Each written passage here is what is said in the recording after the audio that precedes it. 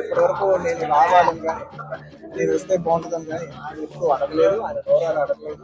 నేనే ఆయన చెప్పాను అది నాకు ఇలా రావాలని అన్నా కూడా ఆయన రెండు బ్రదర్కి తీసుకొని ఆయన అన్నా కూడా ప్యూర్లీ రావాలి. ఆయన వద్దన్నా కూడా అసలు ఏం తెలియదు, నాకు రావాలనుకుంటున్నాను.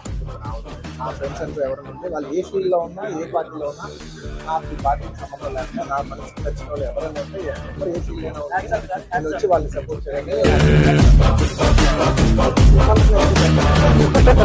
Coração de ter pechale